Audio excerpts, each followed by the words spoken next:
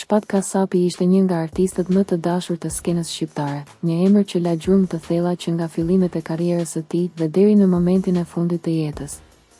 Lajmi i ndarjes së tij nga jeta në moshën 40 vjeçare ka tronditur publikun dhe komunitetin artistik. Shpati lindi dhe u rrit në Maqedoninë e Veriut, në një familje që e mbështeti gjithmonë në talentin e tij. Që i vogël kishte pasion muzikën dhe shpesh këndonte në aktivitete lokale. Aftësia e tij për të prekur zemrat e publikut u vërejt që në adoleshencë.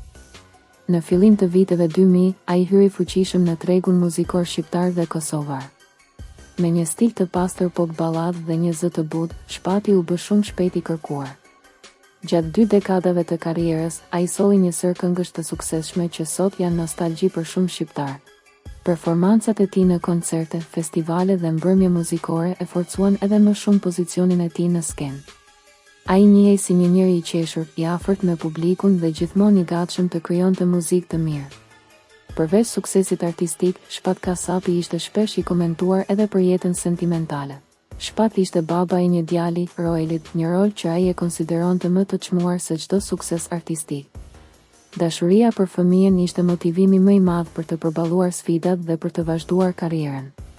Ai u përkushtua maksimalisht për rritjen e tij dhe për të qenë i pranishëm në çdo moment të rëndësishëm.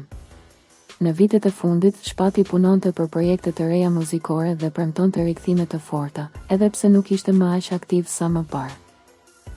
Fansat e ndiqnin me nostalgji, duke ruajtur lidhjen e veçantë që ai kishte krijuar përmes këngëve të tij. Tronditja më e madhe erdhi me lajmin e ndarjes së tij nga jeta pas një ataku kardiak. Bashkëshortja e tij, Selvie Jao, ndau një rrëfim të thellë dhe emocional për momentet e fundit me të, duke treguar se Shpati ndëroi jetë në krahët e saj. Ajo përshkruan se ishin të lumtur sepse dokumentet e të birit po përparonin në Itali dhe se së shpejti planifikonin ta çonin djalin tek specialistët më të mirë. Por fatkeqësisht, Shpati nuk arriti të dëgjonte fjalën babi nga Roeli. Selvia e përshkruan dhimbjen e madhe dhe pafuqinë për t'i shpjeguar mungesën e babait, duke rikujtuar premtimin e Shpatit se do ta donte derisa vdekja t'i ndante. Ajo përfundon me lutjen që të takohen sërish në botën tjetër dhe me dhimbjen që e shoqëron çdo ditë. Ky rrëfim prekës ka prekur mijëra njerëz dhe tregon dhimbjen e një familjeje që humbi njeriu më të dashur në mënyrë të papritur. Ngushëllim dhe trashëgimi e pavdekshme. Humbja e Shpat Kasapit nuk prek vetëm muzikën, por edhe çdo zemër që ka kënduar dhe kërcyer me këngët e tij. Ai la pas kujtime, emocione dhe një trashëgimi që do të jetojë përgjithmonë në zemrat e shqiptarëve.